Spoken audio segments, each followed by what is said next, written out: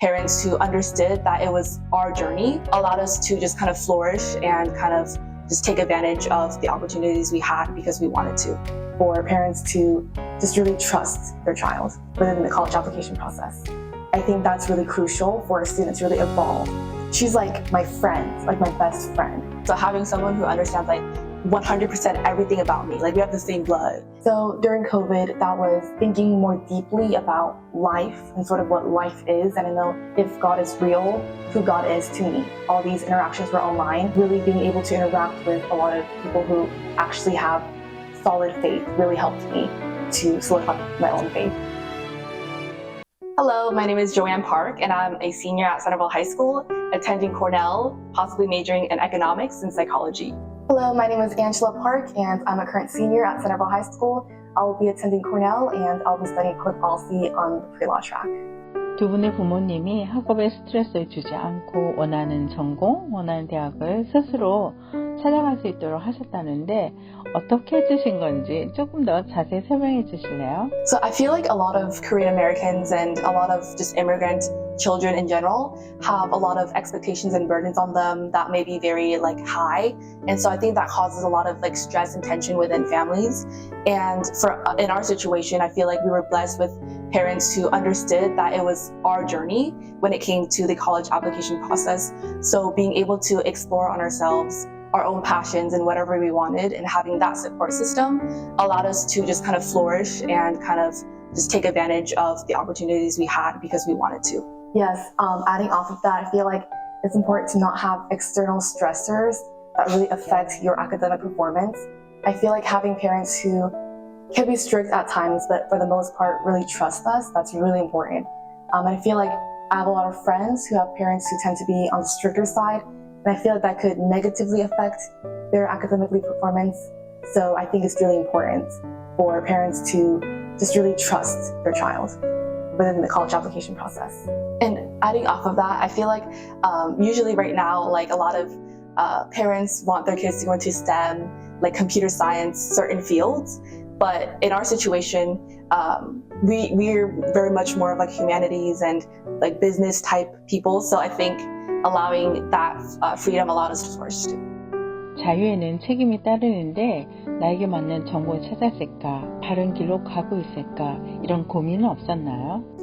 Yeah, I definitely had some thoughts here and there. I actually wanted to go pre-med when I was a freshman, and then I went to pre-law, and then ultimately I ended up public policy.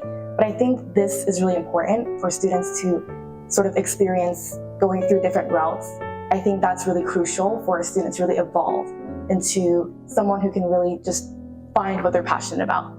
So I feel like sort of that transition, those multiple transitions is really important. I think for me, my dad always told me that it doesn't matter what you do, you just have to be good at it. And that's what success is. So in my circumstance, I feel like I never really felt the need to do certain things or have that burden, but I just had to do my best in whatever I was doing. So I think that was the mindset I had going into it.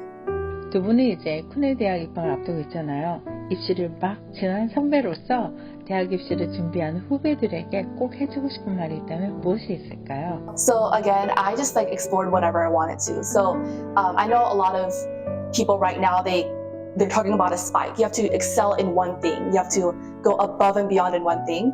But I don't think that's true. I don't think that's the only way you can get into a good Ivy League or a good school like Cornell. I think it's all about showing who you are, like your authentic self, and not being scared to put yourself out there. And showing the colleges, I might not know what I want to do, but I'm going to succeed at your college because I have the hard work, I have the ambition. And I don't think they look for the smartest people. I think they look for people who are going to take advantage of the opportunities that they have. So rather than focusing so much on your stats, like studying really hard for, getting 100 on your test, I think it's more about just, again, putting yourself out there and being able to do these different events, activities. And that's, I think, the key to getting into good college. Reiterating basically what she said, I think stepping out of your comfort zone is so important. A lot of people tend to stay within their comfort zone, but that's limiting you from so many things that you could do that you don't even know you can't do. So for example, in my case, I didn't really have proper dance experience throughout my childhood. I just really liked dancing. But freshman year of high school, there was auditions for the varsity dance team. And I have no experience technically, but I decided to just audition because I wanted to do a sport for 4 years of high school. So I auditioned and it was really nerve-wracking. I made a lot of mistakes, but I got accepted into the program because the coach saw something in me. And I never would have encountered these experiences if I didn't step out of my comfort zone. So stepping out of your comfort zone is the most important thing you can do as a high school student. 코비드 기간에 주님과 더 친밀한 교제를 나눴다고 하는데 어떻게 주님과 더 친밀한 교제를 했는지 좀 설명해 주시겠어요? So during COVID, that was the end of my 8th grade. I was transitioning into high school, but there was a lot of time on my hands. And I started sort of thinking more deeply about life and sort of what life is. And I know that's very deep, but I'm not very a deep person. I'm very practical. So these are kind of scary thoughts to me, but I started doing research on my own. I didn't really care what any of the adults had to say. I wanted to find out for myself if God is real, who God is to me. So this, as a function of this, I interacted a lot with upperclassmen as well as people who really became Christians, especially onesies, disciples, and this really solidified my faith. So I feel like for me during COVID, although all these interactions were online, really being able to interact with a lot of people who actually have solid faith really helped me to solidify my own faith. Yeah, very similar with my experience too.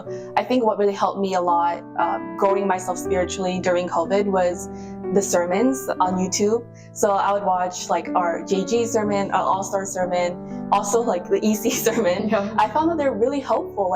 They provide so much insight. They helped me so much throughout COVID and kind of revaluing what I want to do, how I want to approach this next critical 4 years of my life.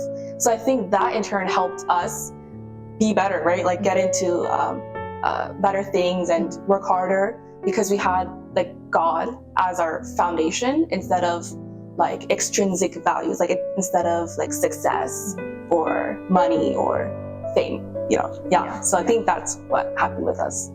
최근에 코리안 아메리칸이라는 게 여러분한테는 어떻게 영향을 미치는지 좀 나눠주실래요? 네. Yeah, for me personally, I am super proud to be Korean American.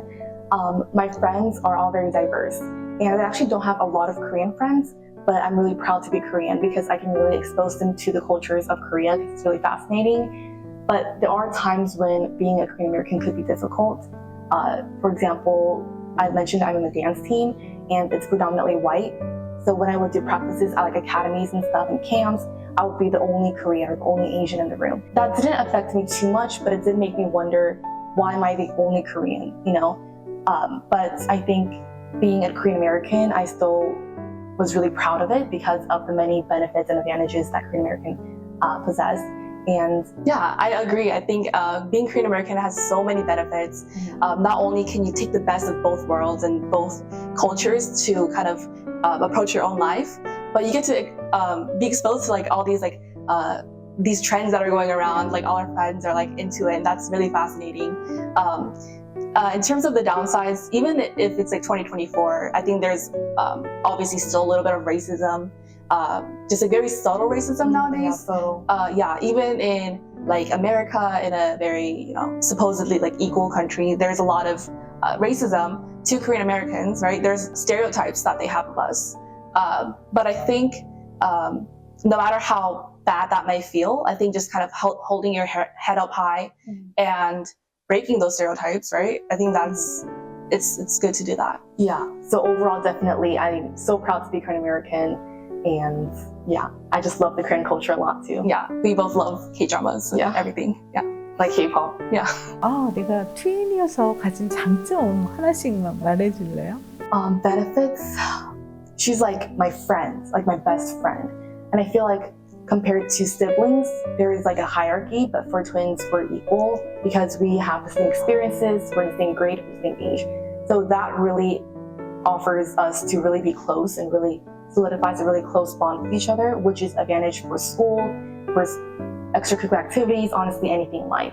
So I feel just having a friend next to me really is a positive contributor to my mental health as well. And then me personally, I'm a very reserved person. So having someone who understands 100% everything about me, we have the same blood. They understand everything that I'm talking about, when I'm ranting to them or have a certain concern. So having someone who just completely understands you and accepts you for who you are is, I think, what everyone deserves to have. So that's really good with having a twin. Make sure to subscribe And like, 만나에서 만나요.